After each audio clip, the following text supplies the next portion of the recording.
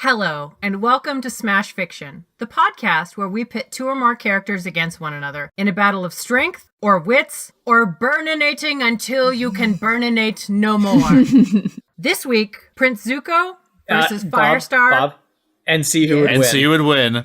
God, every time! Bob's not interested in who would win. I hate that part. They're all beautiful and I love them all. You're just trying to phase out having to judge anyone. I am. I'm like, can't we just all talk about how great they are? Like, you all could fight and then I'll go away and then come back and tell you something special about each of your characters.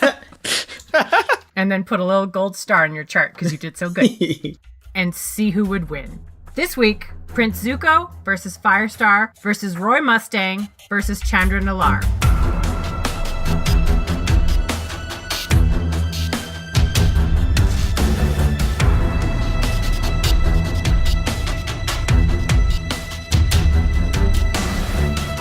How do you think people make friends? Asked the Flame Princess. I've tried just meeting people. It sometimes doesn't go well.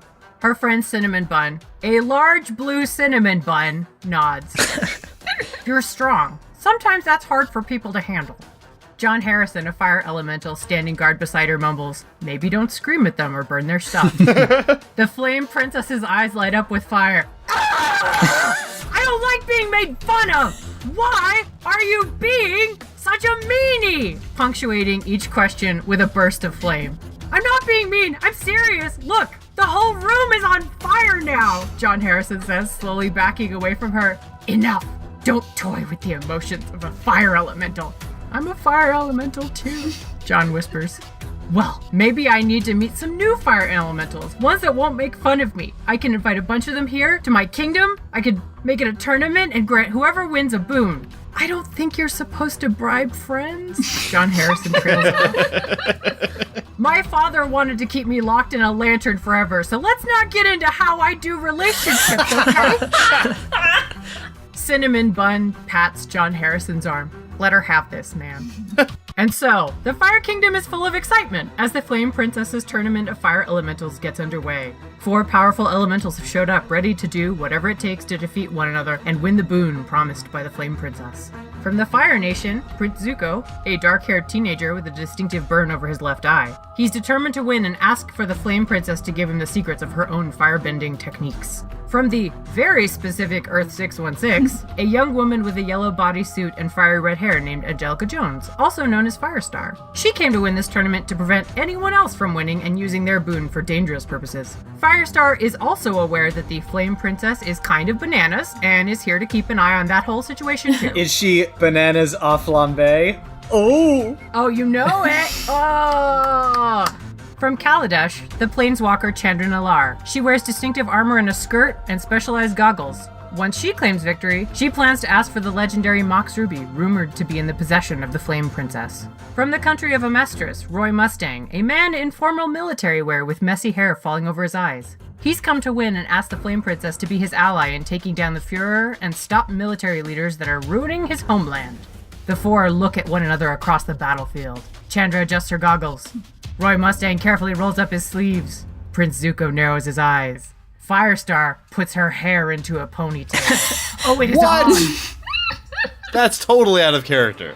Alright, that's how you know a fight's gonna happen. So, who will win in the Battle of the Burns? I don't know. My only experience with fire are sexy fireman calendars. So I, MeganBob, will be your steamy judge this week.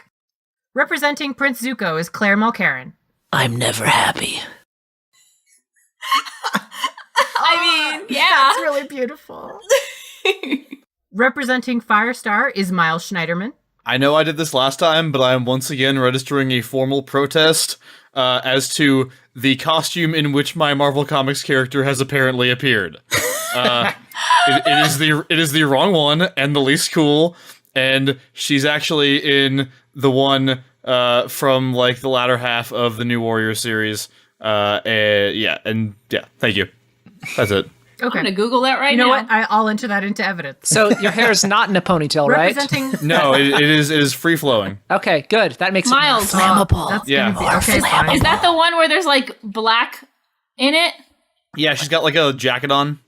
Oh, a jacket. Oh. I don't even see that Jackets one. are cool. But jackets are cool. She Jackets got make like all she's got like the superheroes should be rogue wearing situation. jackets. She literally has a Might need jacket to with a move big this. fiery I was gonna star say, on the we're back. making this so hard for Miles to edit. Just leave it all in. That solves the problem. Representing Roy Mustang is Kit Mulcairn. When I win this match, all of the Smash Fiction hosts will be required to wear tiny mini skirts.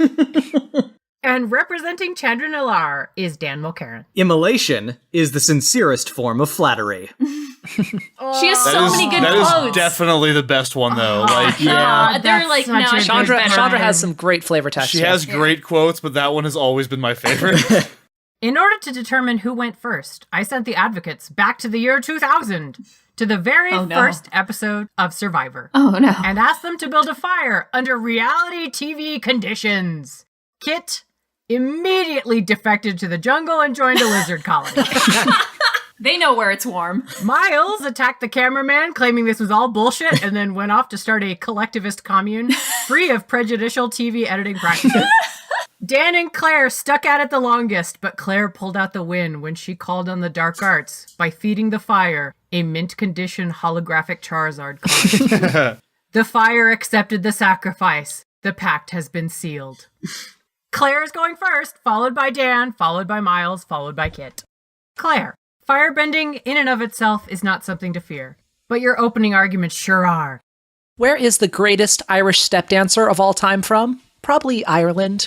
Where is the greatest kung fu master of all time from? Probably China. Where is the greatest fire-themed, superpowered warrior of all time from? Well, unfortunately, here's where the analogy breaks down. Because it's not like there's a whole country somewhere filled with people who can summon and control fire with their minds, which bases all of its architecture and fashion and cultural philosophies around the concept of fire in a creepily consistent way. If there was such a place, surely it would be someone from that culture, but that's just ridiculous. Oh, wait. Prince Zuko is a master of the art of firebending, meaning that he is the only competitor here who has been trained specifically in the art of manipulating fire by someone else who also knew how to manipulate fire. If you are one of the very few people in your setting with pyrokinesis, then no one can tell whether or not you suck at it. And let's face it, you probably do. Zuko has studied not one, but two separate forms of firebending, the traditional style of the Fire Nation, which is fast, aggressive, and relentless, and also the ancient forgotten style of the Sun Warriors, which is more balanced, disciplined, and defensive. And more than that, Zuko is a member of the Fire Nation's royal family, a bloodline which consistently produces unnaturally strong firebenders such as General Iroh, Princess Azula, and Fire Lord Ozai. Zuko's firebending allows him to make fire blasts, fire arcs, fire blades, fire whips, fire daggers, fire barriers. Don't worry, this list isn't going to be much longer. He can breathe fire, he can propel himself up into the air by shooting fire at the ground. His fire shields are strong enough to stop what may be the strongest bending attack we see in the Avatarverse, the pure chi forehead beams of Sparky Sparky Boom Man, and he can even stop incoming fire attacks by kicking or punching them. Let me say that one more time. He can even stop incoming fire attacks by kicking or punching them.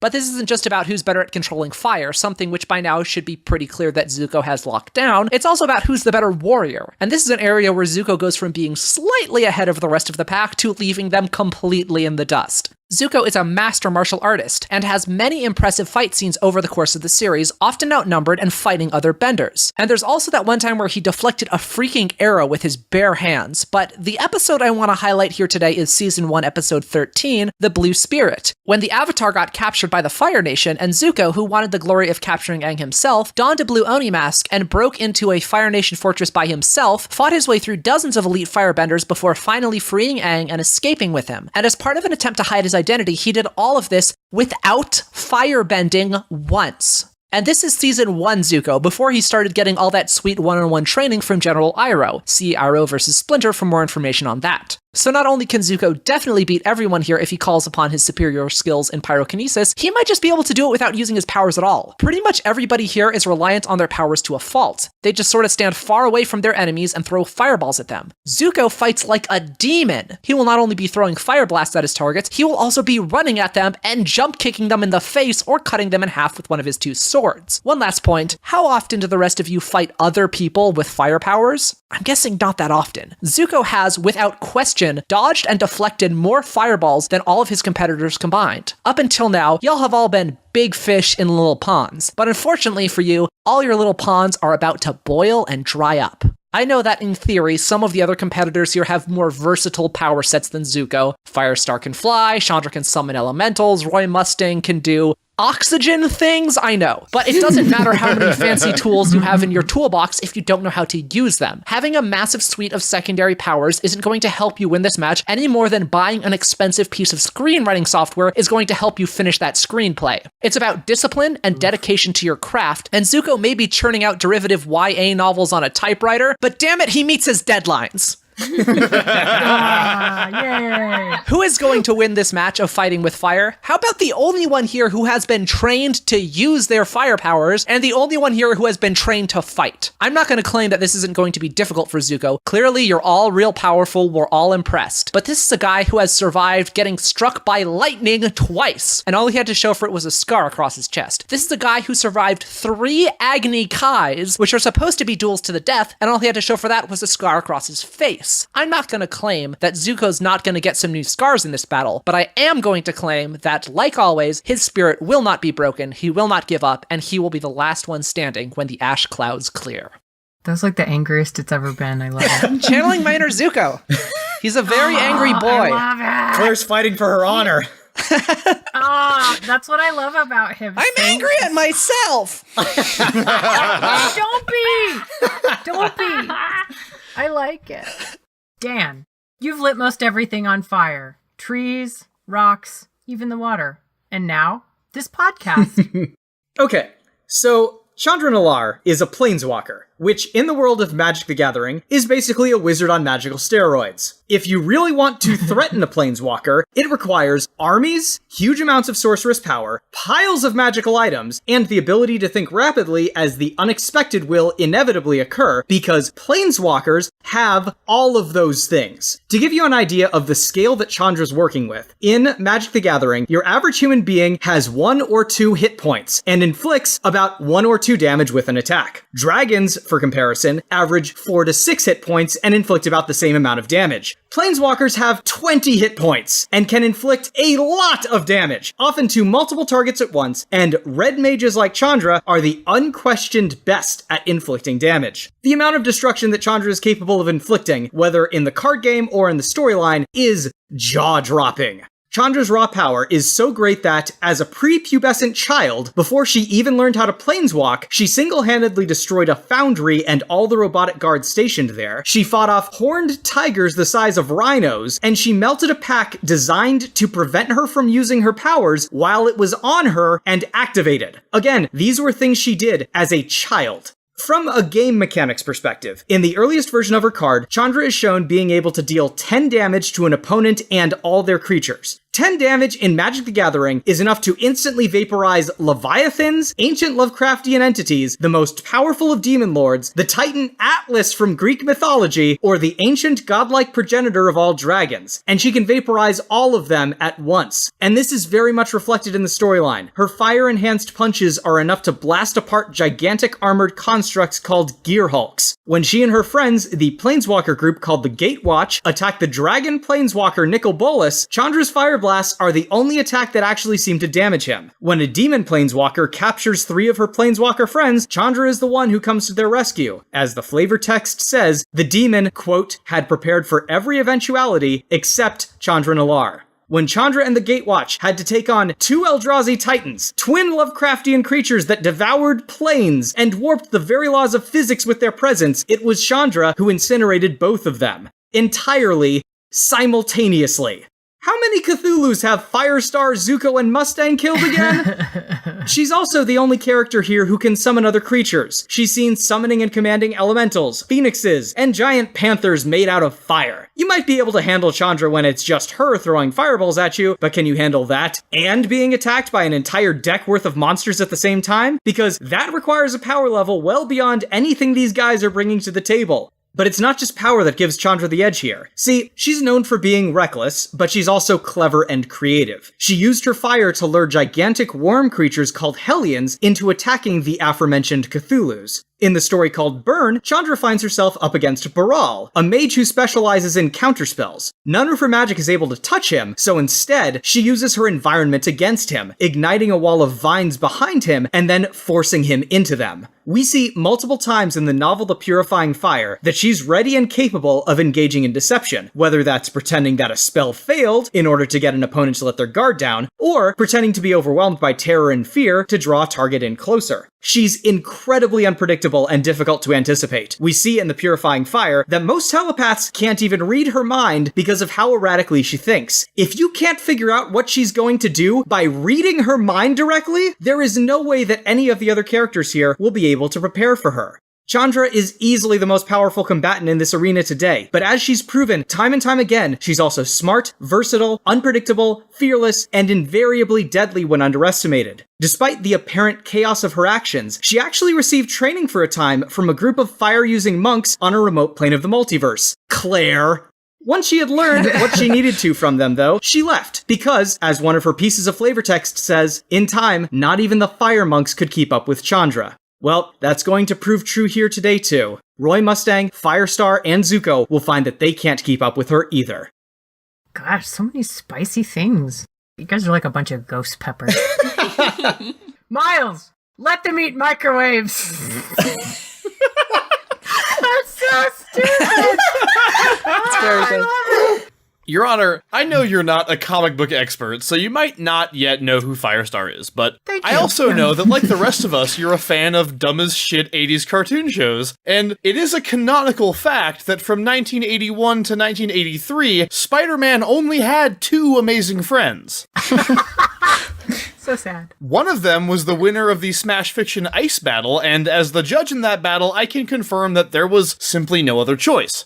The other is Angelica Jones, aka Firestar. Born on Saturday mornings because they couldn't get the rights to Human Torch, and also because nobody likes a sausage fest, and reborn on the pages of the New Warriors, the Avengers, and the X-Men. With the mutant ability to manipulate, store, and release the microwave energies of the electromagnetic field, which I think might be real science, but is nonetheless indisputably comic book science, Angel is secretly an extremely powerful and versatile protagonist, equally capable of shorting out security systems and ripping the planet apart with its own atmosphere. And like her comrade in arms, Iceman, she is about to leave you with no choice but to declare her the winner of this match. Even in the very beginning, when all she does with her powers is to shoot fire from her hands, Angel is clearly one of the heaviest hitters in the New Warriors. For one thing, in New Warriors number 1, her flame blast burns a hole through a big-ass block of masonry, leaving Nova and Marvel Boy both speechless and slightly terrified. She's always been able to fly, which is something nobody else here can say, and she's surprisingly strong. In that first issue and many others, she carries her teammates into battle, including the heavily armored Night Thrasher, and she has lifted Colossus in his metal form, a variety of super strength attributed to her ability to generate thrust by heating the air molecules around her. But it isn't until New Warriors number 30 that she starts to really live up to her potential. In that issue, with the Warriors fighting their way through a literal battlefield in the war-torn country of Trans-Sable, surrounded by armies, Firestar finally lets loose for the first time, generating a massive wave of fire that destroys every piece of machinery in the immediate vicinity. From there, her power grows basically exponentially, which helps because she has a little bit of training from her team, Claire.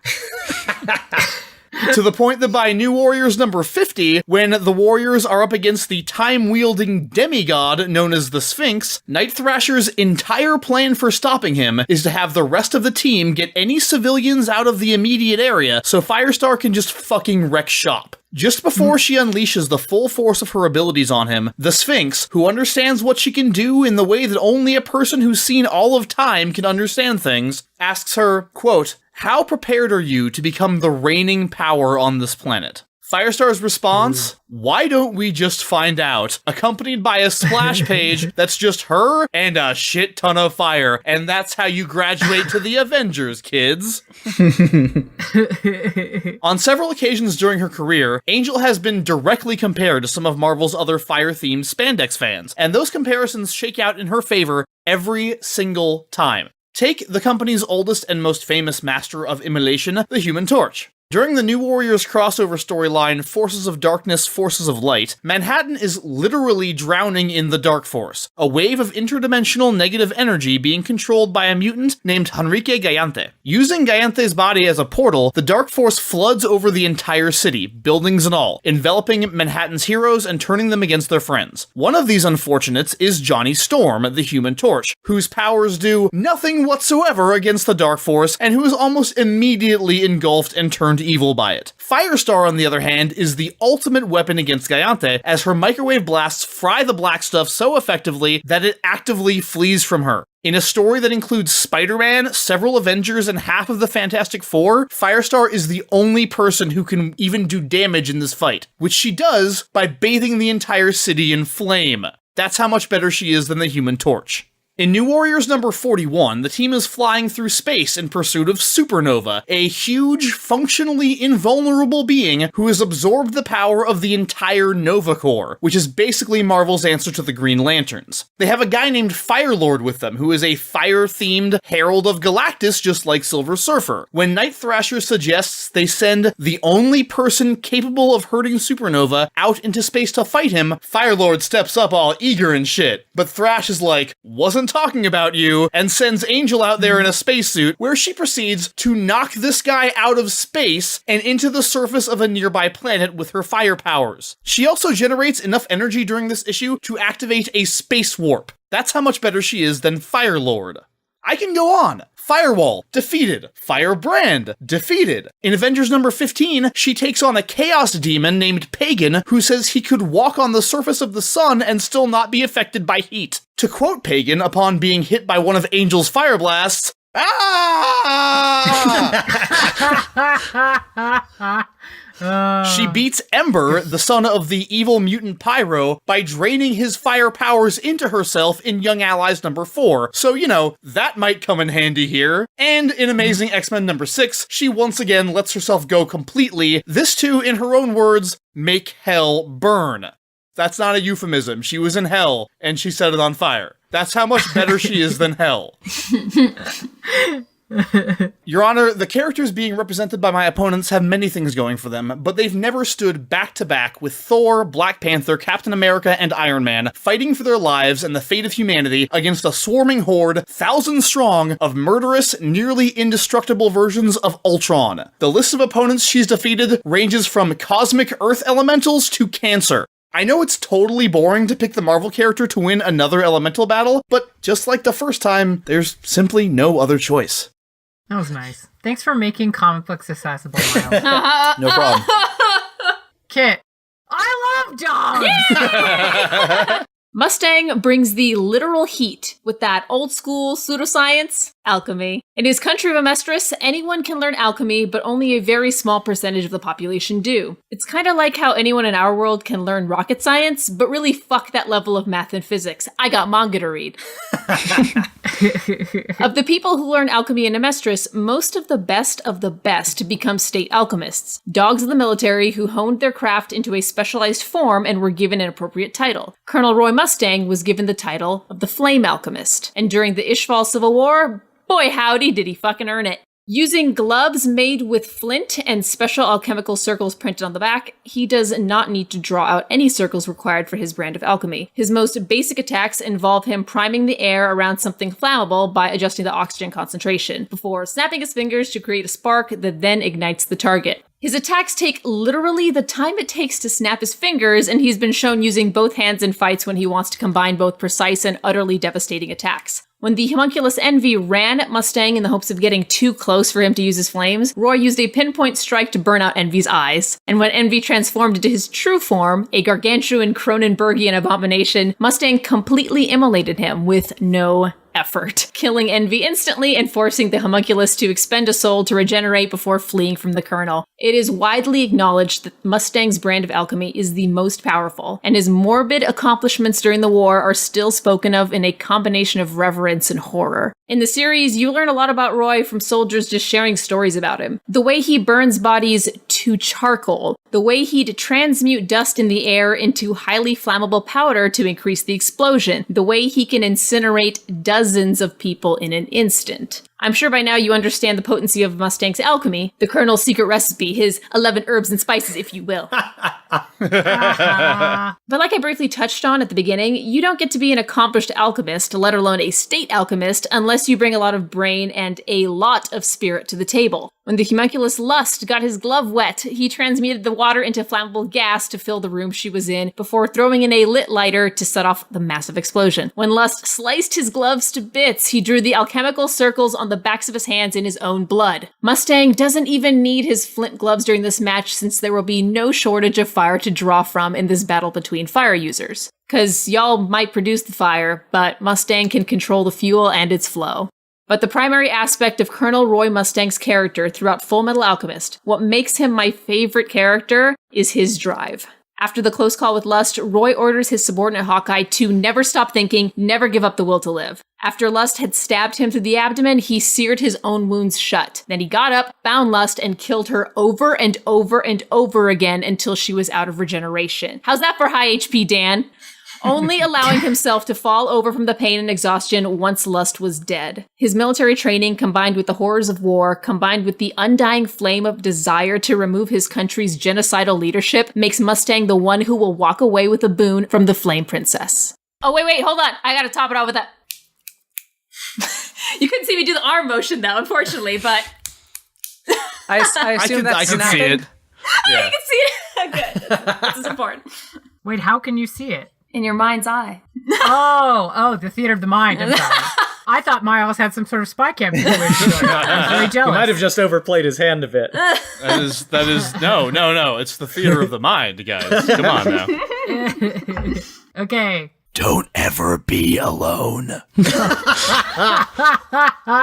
So the way that rebuttals works in four-way matches is that because there would be interminable amounts of rebuttals, it is everybody piling onto one person, and everybody who piles on gets to say a thing, and then the other person gets to say a thing in return. Truly, there would be rebuttals for days. Yes. Yeah, and I mean, we all have sleeps to sleep and eats to eat. With that in mind, everybody pile on Claire. Claire pile.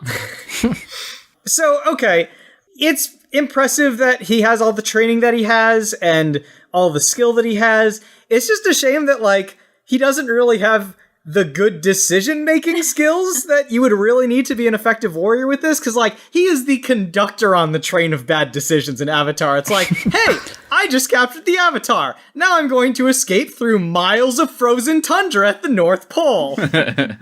I mean, he's kind of a derp, especially earlier on in the series, but, like, none of this really usually comes up too often in battles. He's still a really good fighter, and, like, his life might be in shambles, and he, like, might not be the best person to run a country, at least at the beginning when he first gets on the throne, but, like, I mean, they didn't train him to be smart in other ways, but he's very smart at killing people with hands and or swords and or fire, and that's what we're doing here today. You didn't really go into how Zuko creates his fire when he's doing a fire attack. In the Avatar world, there's a lot of martial arts moves that you do to summon up the element, unless you're just straight bending. But even then, right? Yeah, there's usually a kinetic element to it. Yes. But yeah. So that's pretty easy to read. So it's these fire users, especially Roy, that can control the air around you. I'm going to argue that Roy could pretty easily see what you're doing. Use alchemy to create a fuck ton of really flammable debris in the air around you. So when you summon up the fire, boom, backdraft. You're right in that the sort of training that he has to do, in order to be a good bender, you basically also have to be a good martial artist. That's just how it works. I actually think that's more of a strength because in order to get good at bending, Zuko had to get really physically fit and agile and good at punching and kicking all the time. If there is some sort of backdraft, if fire is coming right at him, we see like in the final Agni Kai with Azula, there's like a huge wall of fire that's like right up against his skin, like touching it, and he seems totally fine. So like, one, I don't think it would necessarily be that big of a deal. He can bend things out of the way, so if there's an explosion in his face, it might hit him a little bit, but he could probably bend it out of the way. And also, the fact that he has to jump around so much means that he's really good at that, and he's just going to be much more agile and aggressive of a fighter than everyone else else here. You talked about how, the rest of us are big fishes in small ponds, which in the case of Firestar, I think I've demonstrated is not true. There's a ton of fire-based characters and she's better than literally all of them. But Zuko isn't even the best firebender, like, in his own family or in his own country. You made a big deal of him surviving 3 of those duels or whatever, but I never saw him actually beat Azula himself. There was somebody else around drawing her fire. So actually, the reason that Azula beats him is because he's learned the ability to absorb and redirect her lightning attacks, but there's also Katara around, and he shoots a lightning blast at Katara, and so he has to jump out and catch the lightning and redirect it, but because he was expecting it to come at him and it's going at her, he has to run alongside a lightning bolt and then jump in the way after it's left her fingers, which means to me that he's pretty fast, and if he didn't have another person to protect who couldn't redirect lightning, then he would have been able to pull off the maneuver better, and he still manages to redirect it. It just doesn't hit Azula. It just kind of flies off into the air and it leaves him stunned. So what I would say from that is that that's actually him saving Katara, not Katara saving him. And I do think he's better at her than fighting because he learned all of like the weird dragon fire stuff, from the Sun Warriors and whatnot. I liked all of that. All right. Everybody, pile on Dan. Can I have a joke one real quick? Yeah, Everyone knows that red is bad in multiplayer, and this is a free-for-all fight. Claire, we're all red in this match. Let's be real here. You're a red mage. You're specifically a red mage, and they're all very bad in magic. Anyway, that's my joke Roy point. has blue. I'd like to think that Firestar's deck is splashed with white, thank you, if not full-on red-white. Yeah, Zuko's probably like red-black. I'm just going to say, you guys are making, I'm sure these jokes would be very funny if I understood what they're saying. You got no long game. That hand's gonna run out. And then what are you gonna do? All right, sorry. You can tell how powerful a character is in Magic by how much mana is needed to summon them. Not only for creatures, but also for planeswalkers. Shitty planeswalkers like Tybalt cost like 2 mana to summon, and really good planeswalkers like Ugin or Nicol Bolas cost like 7 or 8 mana to summon. Most of Chandra's cards are like around 3 or 4 or 5, and her starting loyalty is like 3 or 4, which implies that she has like 3 or 4 hit points and not the 20 that you were talking about. Yeah, she's not as powerful as a dragon. She's like stronger than most normal people, but about on the level of like a troll or some sort of creature like that. Okay, not to get too much into the weeds of the way Magic the Gathering goes, but I'm listening. When you play a standard game of Magic, you are a planeswalker, so you have 20 health. Now, you also have planeswalker cards, unless you're Miles and you don't believe in them. That's correct. So you're a planeswalker. You can use planeswalker cards, which represent you calling another planeswalker who owes you a favor to come help you out. Now, those planeswalkers don't have health, they have loyalty, which they lose when they get attacked, and when they're out of loyalty, the actual flavor isn't that they die, they just leave. So, in essence, it's Chandra being like, hey, you're cool and all, but I don't really care enough about this fight. Now, this isn't a case where she's been summoned into a fight that she doesn't really have a stake in. She's not going to take off just because she takes some damage. And in this match, she is going to be at that level of power that we see planeswalkers being when they are players, not cards. Chandra's fire-based creatures are not going to be immune to everyone else's fire, because it's not like the fire creatures in the Magic card game don't take damage from fire magic attacks. Yeah, I agree. I mean, her phoenixes come back to life after they die. Oh, good. That's fine. I haven't dealt with that before. Yeah, but it's fine that they burn. It's still a resource that she has that no one else does. And if you're attacking her creatures, it means you're not attacking her or defending yourself from her. My dude, I got snaps. As you all know, I refuse on principle to become familiar with the actual story of Magic the Gathering. Because I prefer to imagine that it takes place in my own little headcanon fanfic universe. So unfortunately, I want to subscribe to your newsletter. Unfortunately, I had to confine my research to some hastily written fanfiction, and this isn't pandering. This is just what I had to do, and this is an excerpt from what I found. All right, this is what I found in my research. All right, here we Okay, go. thank Quote, you. Chandra had foolishly left her command post in Miles's red and white aggro deck, which, though it was the best of Miles's decks, had recently found itself losing to Miles's werewolf deck, Miles's conspiracy deck, and most surprisingly, Miles's shitty mill deck that only works every once in a while, all due to her singular incompetence.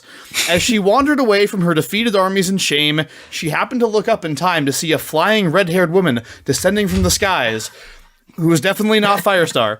She had a moment to reflect on her inexplicable weakness against red hair, mutant powers, and former cancer patients before she was incinerated in an inferno of comics being better than anime. The end.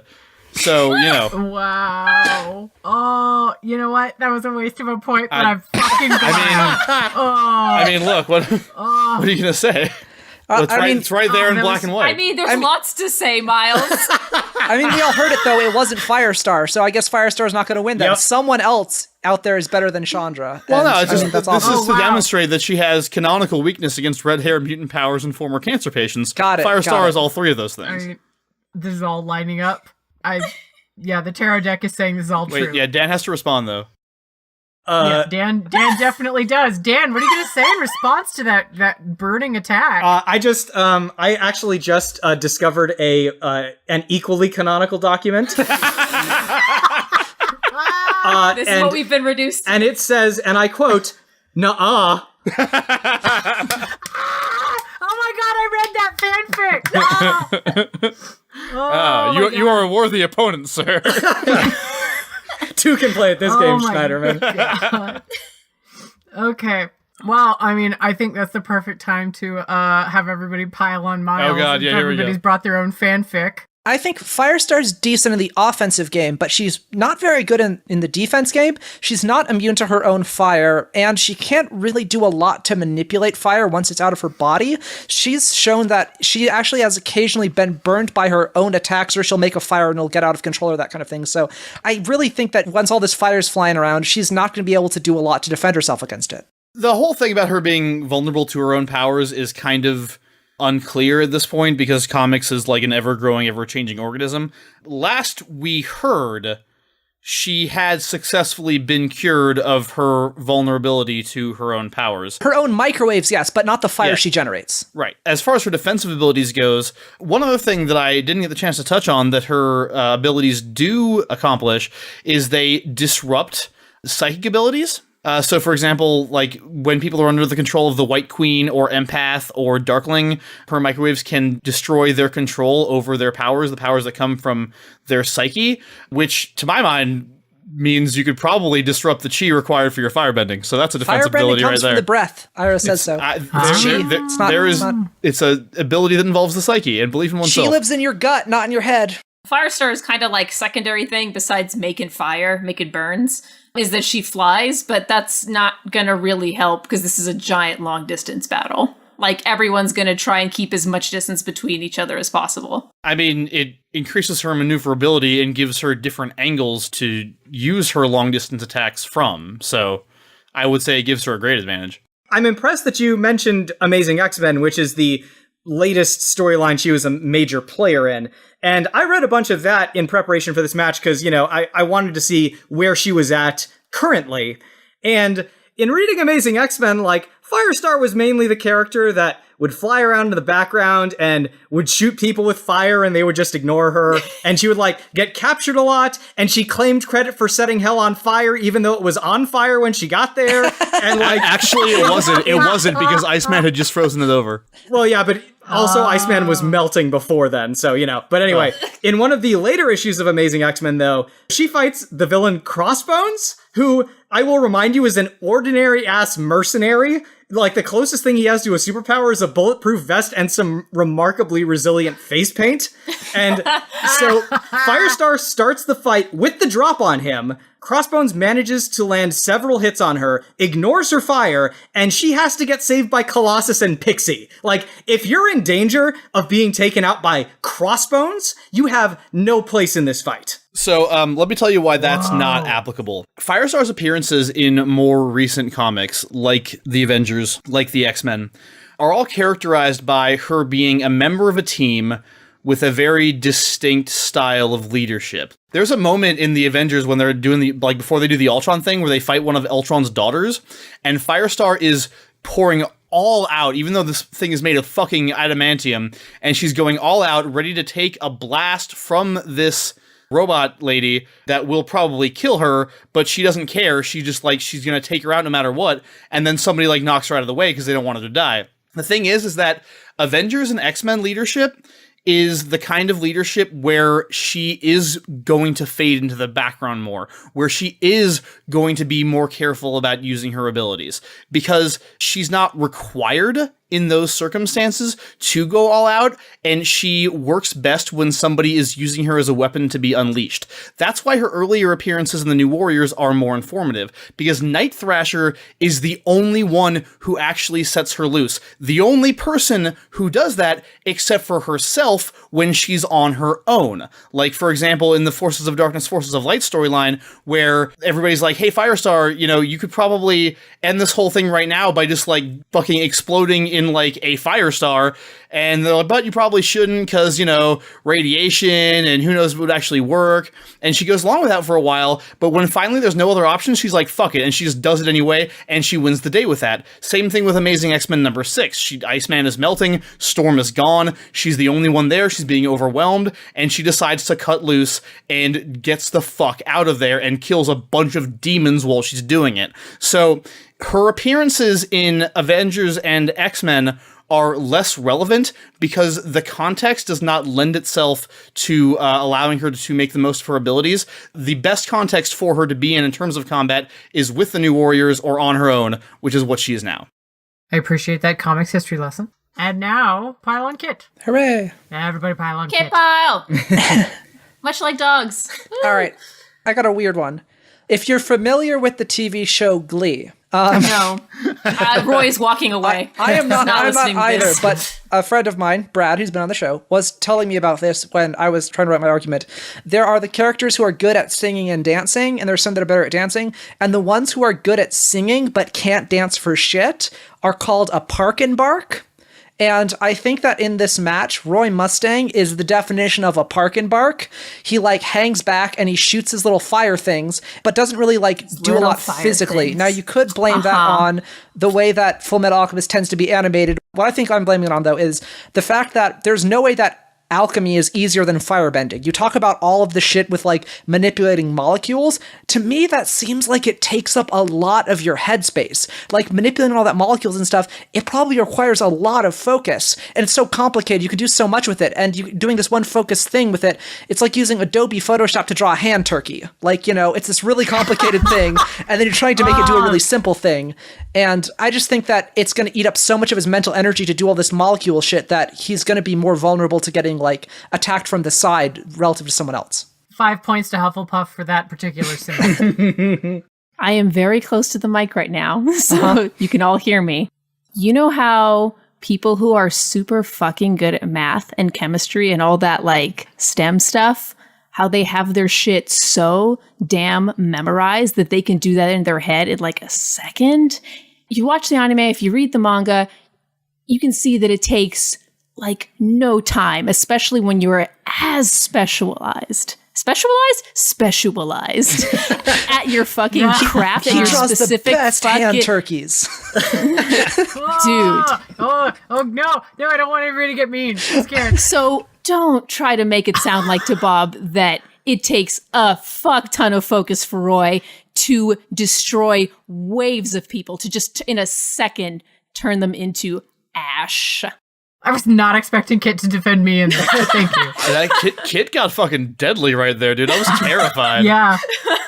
So we've established that this is the Roy Mustang before he gains the ability to do alchemy by clasping his hands Before together. he sees the truth. Right. I think he's much more motivated to get... I wanted him to go for his dream. Sure. In So this, basically what that means is that the attacks he's most comfortable with and the ones that are the most effective are the ones that are reliant on his special gloves. The ones that are made out of cloth and designed to ignite easily? I did mention this in my opener, my dude. Like, but how long do you think But how long do you think it's going to be before he loses that glove or his hand, which is in the glove, when there's fire all around him that he's not controlling? I'm very close to the mic again. My dude, he will fucking use his own blood, dip the tip of his nose in it, and draw his shit on his wrist. If it means that he will survive and win, it is what we see him do. He does not quit. But how's he gonna snap his fingers? He doesn't need to. There just needs to be fire in the field. Second point, smash. I have to side with Kid on that one. That snapping sound is not him snapping his fingers. You talked about how his powers work, and I don't want to, not to harp on this necessarily, but so the whole manipulating oxygen molecules thing around somebody, which is how he does what he does. That's one of the ways he makes stuff go explode. It's the most common. That's his primary way of attacking. The problem is that that's not actually going to affect Firestar, because that's actually also how her powers work. She superheats the oxygen molecules in the air around her, which is how she flies and how she gets super strength. And she knows this shit. Firestar's a fucking physics teacher. So What? Yeah, dude. Oh, wow, Firestar is a fucking physics teacher. So you know what? That is the most impressive thing I've heard about any of your characters so far. That is far and away. Is this another Marvel character who is a doctor and no one realizes that they're a doctor? So yeah, all I'm saying is that igniting the molecules in the air around her are not going to do shit because they're already ignited. The little fire field that's around her all the time, that's the air molecules around her being on fire, and she's fine. Didn't we establish that she's not immune to her own fire, though?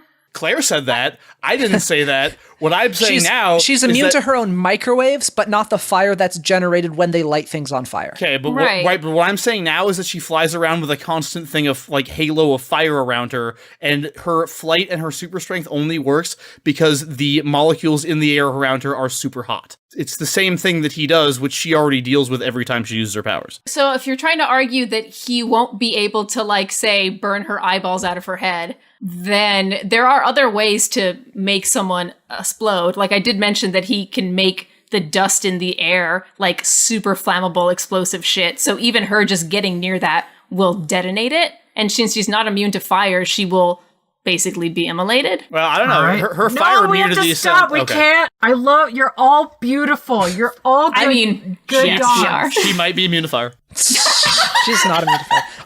Sweet destruction! The Flame Princess yells as the fight rages on. But eventually, the blasts and flames become fewer, and the smoke clears, leaving the 4 elementals still standing, charred, but ultimately fine. Huh. Well, I guess we'll have to try something different. John Harrison leans over to whisper in her ear. You know, for someone who can be really mean, that's not a bad idea. New plan, everyone. Do you know what the Fire Kingdom truly needs, says the Flame Princess? More 3-day weekends.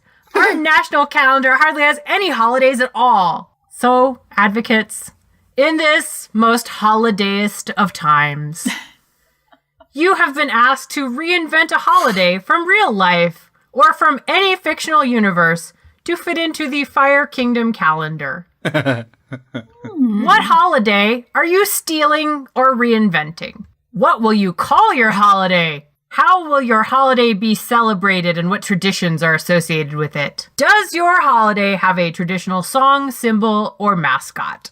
And as is tradition with the lightning round, we now go in reverse order, so it will be Kit, Miles, Dan, Claire. All right, Kit, take it away. Tell me all about your holiday. All right, so if it was up to fucking Roy Mustang, Colonel Roy Mustang, he would change President's Day to Führer's Day. Wow. It's an honoring of the Führer by parading him through cities with lots of tall buildings with small windows that are super easy for snipers to set up at. and then it culminates with his parade float going over a bridge during the big fireworks show. And oh no, one of the fireworks made the bridge explode. Oh, who could have seen this coming? And then once Führer Bradley is dead, the nation mourns and the holiday is changed. The new tradition is to hang up homunculus pinata style things, which look like weird Lovecraftian black orbs with like a bunch of eyes and grinning mouths. And then you beat the shit out of them until like little red hard candies fall out. And then you also honor your dead friends and family while you eat the candy. Wow. Aww. It's like hella goth Halloween. That's pretty dope. That was beautiful. I mean, fuck homunculi. Yeah. If there's anything we can all agree on this podcast, fuck homunculi. It's always okay to punch homunculi. Yeah. This is the truth. Miles, take it away. Tell me about your holiday. Okay. So Firestar is a good person, fundamentally. Is her whole big thing is justice and making the moral decision every time. And you can tell she's a good person because she watches a lot of Simpsons. Okay. So one totally fake holiday on The Simpsons is called Scotchtoberfest. And Firestar will be changing that to Scorchtoberfest. This is actually a kind of combination of holidays because Scorchtoberfest is kind of like a much less intense version of The Purge. Because, like, whoa! People need to, like, blow off steam and shit, right? Like, setting things on fire can be kind of, like, empowering and make you feel better about everything and just kind of de-stress you. And, Scorchtoberfest obviously takes place in October. What we do for Scorchtoberfest is everybody gathers all their dead leaves, their fallen leaves, right, like you do, while listening to the latest episode of Smashtoberfest, I'm my dad. And then they burn them. They set them all on fire. Now, normally you don't do that because, like, this shit gets in the atmosphere and causes pollution, like when you burn your leaf piles. But in this case, it's okay because much the way Firestar was originally, like, polluting her own body with her radiation and then, like, rose out of that situation like a phoenix, this burning is not going to pollute the air because she's going to absorb all the fire and its particulates before it gets up too high. And then she's going to use all of that to light this big-ass torch. And the lighting of that torch heralds the second part of Scorchtoberfest, which is the beginning of the Olympic Games. And the Olympic Games are like the Olympic Games, but they're harder because everything's on fire. Oh my god! The Olympic Games, much like the Olympic Games, are very circular in nature. So the signature song that everybody sings for the Olympic Games is, of course, Billy Joel's "We Didn't Start the Fire." Yeah! Because, of course, Firestar didn't actually start the fire. She's just using the fire to light the torch, right? And also because, like, we didn't start the fire. It was always burning since the world's been turning. Like, that is what Scorchtoberfest is all about in the end. I didn't expect to feel philosophical after this, but I'm really feeling it. All right, now it is Dan's turn. I'm going with a fictional holiday for mine. Allow me to take you to another plane in Magic the Gathering, one called Ravnica. Yes. Oh my god, yes. Never heard of it. It's what great. Is that? So in Ravnica, each guild is supposed to have roughly an equal amount of power compared to the other ones. The exception is a guild called the Gruul. Now, originally, they were the guild that was supposed to watch over the wild places of Ravnica, but as the cities got larger, their dominion got smaller and smaller until their dominion was wiped out entirely, and they've been actively disenfranchised by the other guilds of Ravnica. So, the Gruul are still around, they're just rebellious and angry. And so, their main and only holiday is one called Raukchauv, which takes place, coincidentally, on every other major holiday observed by the other guilds, and involves them running through the street and breaking stuff. God. Oh. So, this is going to take place on every other holiday, wherever Chandra is at the moment. The mascots of Raukchauv are the Raukchauv Rockstar, who is basically the Doof Warrior from Mad Max. Yes. Mounted on the top of the Raukchauv's Rockstar guitar is Geraldo the Flamethrower, who is the other mascot of Raukchauv. The symbols of Raukchauv, as you might expect, change depending on when it's taking place, and essentially it's just whatever symbols the other holidays are doing, but they're on fire. So, like a flaming jack-o'-lantern, or a flaming Christmas tree, or a flaming turkey. Not my torch. Well, so as it happens, our last Raukchauv was actually on Scorchtoberfest. We stole their theme song, but we changed it to "We Did Start the Fire." Claire, share with me this most fiery of holidays. Yeah, so Now that Zuko's had some time to meet some people from other planes of existence, he's been talking to them a bit about their different holidays, learning about their cultures. He's intrigued, of course, by Hanukkah because it involves lighting a menorah, you know. He was also intrigued by Ash Wednesday, but, you know, the more he learned about it, the less he realized he was into it. The one that he eventually settled on as being his favorite, though, is Mother's Day. So he brings this back to his people, but decides to change some things about it. He renames it What Happened to My Mother's Day, which is a day where everyone in the Fire Nation takes the day off work to investigate what happened to Zuko's mother. Oh my god! And some of the traditions, like it said that each year on What Happened to My Mother's Day, Zuko comes down your chimney and checks on you to see if you're searching for his mother or if you're just staying in your house being a lazy layabout. And there are of course parades that go down the streets of the kingdom to search for evidence. And at the end of the day, you're supposed to get together with your family and go through old photo albums and see if you can find any evidence there. Just gonna say, it seems like a misuse of power. There's the day is supposed to be spent, you know, fasting all day because there's no time to eat. We have important things to figure out. And at the end of the day, when it inevitably fails every year, Zuko goes back to the palace sad, and then he just like orders a whole bunch of food and just like sad stress eats. But he inevitably orders too much, so the next day he gives it all away to the kingdom, and they have a big feast. Wow. The closest thing to a traditional song that it has is when he's doing his sad eating at the end of the day. On loop, he plays the song I'm All Out of Love as he just sad eats like dumplings and shit. So yeah. That was fucking powerful. You know what? I'm so proud of all of you. All right, I'm gonna go away. Bye. Bye-bye. I finished reading all 26 volumes of Full Metal Alchemist in 2 weeks. Yeah, dude, you basically did a marathon sprinting, is what you just did. Oh, but it felt so good. So Hayden Reynolds on Twitter asked me, he said he saw the anime and was wondering if the manga was like considerably different, which, so Brotherhood is, as best as an anime could be, a duplicate of the manga. However, this is a problem I run into all the time when I see anime based off of manga. They just can't capture the tone or the pacing. I think, Claire, you kind of ran into this like issue a little bit too when you started watching the Full Metal Alchemist anime, right? Where it's like the comedic moments were like they dwelled a little too long on the goofy shit, right? And to be fair, I haven't tried to watch that for many years. I tried to watch it in a phase of my life where I was not really anime receptive. I'm in a place now where I'm down with more anime. So I think I would probably enjoy it more if I watched it. But yes, as someone who was not really into anime at the time, that was my experience. It's like they're forcing you to dwell on a comedic moment for much longer than you would have to if you were reading the manga. Right, like in the manga, the funny parts are like a little background goof.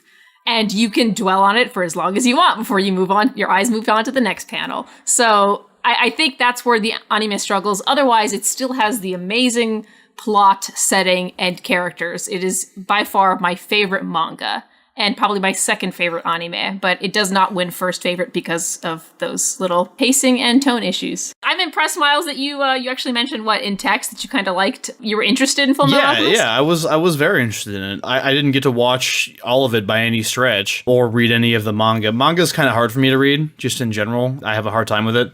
Not as hard of a time as I have reading Magic the Gathering canon, but still a pretty hard time. But yeah, what I saw of FMA, I really enjoyed, and I've heard about it for a long time, and I wouldn't mind watching more of it someday if I ever get time again, ever. When Dan was talking about the gruel, you just must have been going, "Oh, I'm so mad! I'm learning things about magic." I wasn't paying attention. He said Ravnica, and I tuned out.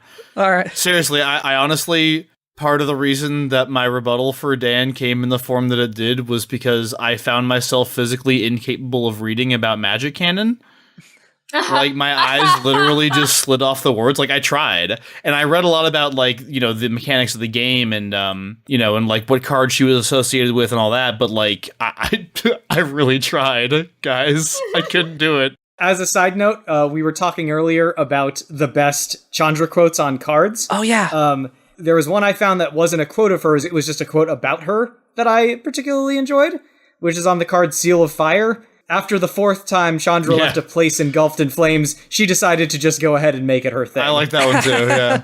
That was good. Yep. I am not even... Okay, so was I going to talk to you guys about why I made this decision? Originally, yes, and then I remembered that there's 4 of you and decided... I don't want to hear 3 separate rebuttals all at That's once. legit. So basically, we can all guess that we all received gold stars and move on. Yay! Yeah, exactly. So, Claire, you fucking nailed it. Zuko's the winner. I freaking knew it. I knew Zuko was going to be the one to beat. Because he's the only one who controls fire.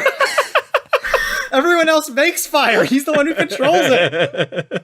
I would like to point out, I have not won a free-for-all match in a very long time. Was your last free-for-all win the Vanellope von Schweetz? It may have been, which was the first one. There may be 1 or 2 I'm forgetting, but I honestly cannot remember winning a four-person match. I'm gonna look through right now. This here, episode 99, is Claire's second victory in a multi-character match. The first one coming in episode 6. Jeez. Well, it's been a long time coming. Congratulations, dude. It's probably because I usually pick people like the Ice King or Dracula from Dracula Dead and Loving It or Wesley Crusher. However, I'm glad to get a victory now and again. Time for the Roy thanks. Aww. Over to Twitter. Thank you to Sky Erdl, Mike Booch, Matias Tautimes, Fake the Jake. What? Twist. What? Hayden Reynolds, who has a really bomb Twitter handle, by the way. Check it out.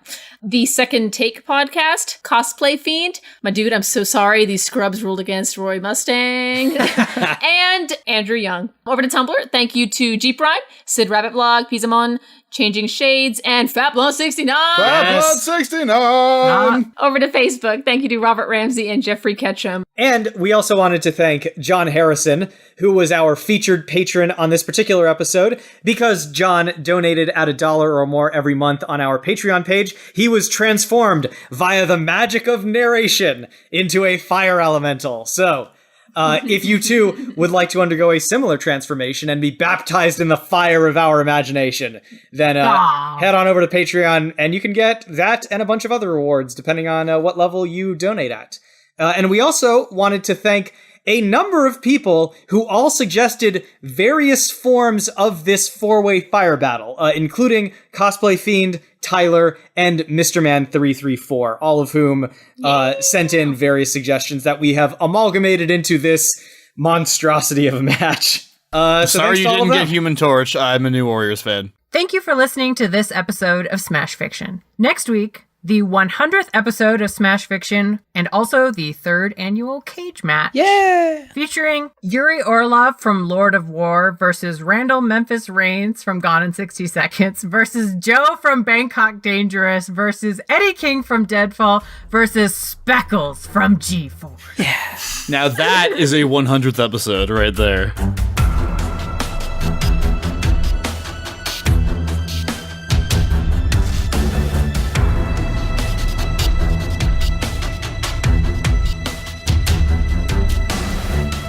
Smash Fiction is produced by Miles Schneiderman and production assistant Sharon Schneiderman, with logo design by Claire Mulcairn. Special thanks to Kevin MacLeod of the Clan MacLeod at Incompetech.com for our theme song, Hitman. You can find us on Twitter at SmashFic Podcast and search for the Smash Fiction Podcast on Facebook, Tumblr, and YouTube. Subscribe on Apple Podcasts or your podcatcher of choice, and if you leave us a good review, we shall become more powerful than you can possibly imagine. Smash Fiction is made possible thanks to our supporters on Patreon at patreon.com/smashfictionpodcast. Please consider donating as little as $1 each month. It helps us keep the show going, and we have great rewards and extra content for those who help us out. If you have any suggestions, feedback, or other contributions, send them to us at smashfictionpodcast@gmail.com and help us continue the fight.